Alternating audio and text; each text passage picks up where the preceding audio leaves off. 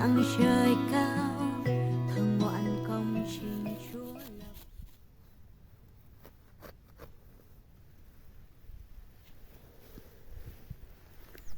Chào tất cả mọi người đã quay trở lại với kênh của mình nha. Hôm nay mình sẽ đi làm cỏ lúa và mình đi quay làm cỏ như nào nhá, có mọc nhiều hay không nhá. Mọi người cùng theo mình nhá. Này mọc sang mày này, tay mày này. Mọc đây nữa nè.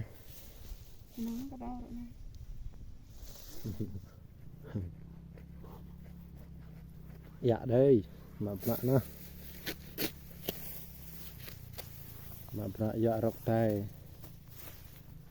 Chẳng trôi lung. Biên na ke mập lại yon mau prak này ble prai, nhà tanh bé. Người ta dạ rọc tay này nhà xôi bé.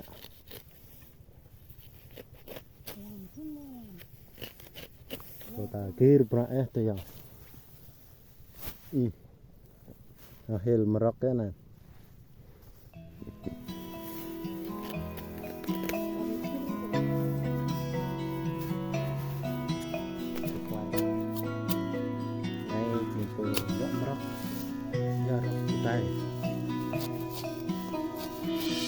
Khi ta ngước mắt nhìn trời xanh, bao nhiêu tinh tú mặt trời mặt trăng, vinh quang Chúa chiếu dạng trời cao, thơm ngoạn công trình Chúa lập danh.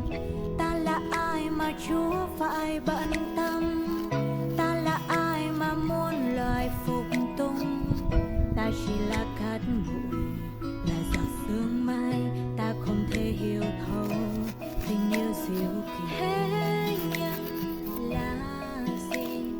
Chúa phải chịu chết chính trên thập tự. Chúa tuôn dòng huyết. Ta là ai? Là con của Đức Chúa Trời. Ngài là vua, là Chúa của ta suốt đời. Chúa là đấng hằng có vô cùng, Ngài là đấng ta thờ tôn. Ta là ai? Là con của Đức Chúa Trời. Ta được Chúa dựng nên một cách lạ lùng. Chúa Ngài yêu thương ta vô bờ. Ta được hưởng cơ nghiệp Ngài ban trong nước thiên đàng.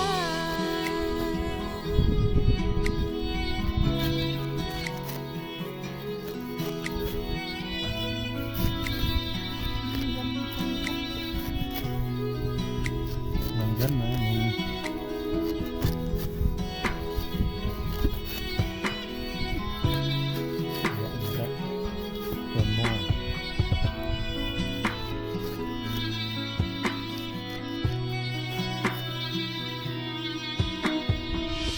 Ta là ai mà Chúa phải bận tâm, ta là ai mà muôn loài phục tùng, ta chỉ là cát bụi, là giọt sương mai, ta không thể hiểu thấu tình yêu diệu kỳ. Thế nhân là gì? Chúa phải chịu chết chính trên thập tự. Chúa tuôn dòng huyết. Ta là ai? Là con của Đức Chúa Trời. Ngài là vua, là Chúa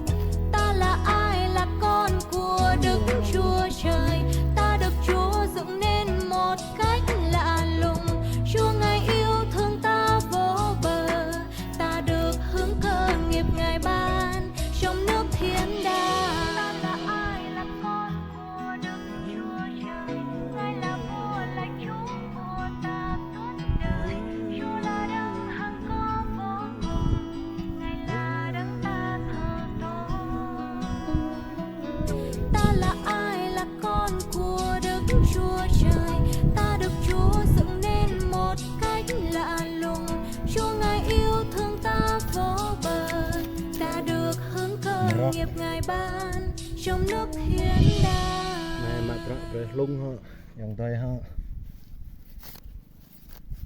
mà yang trôi lung yang harman ta thề bộ dạo mà rocket là cục và cạc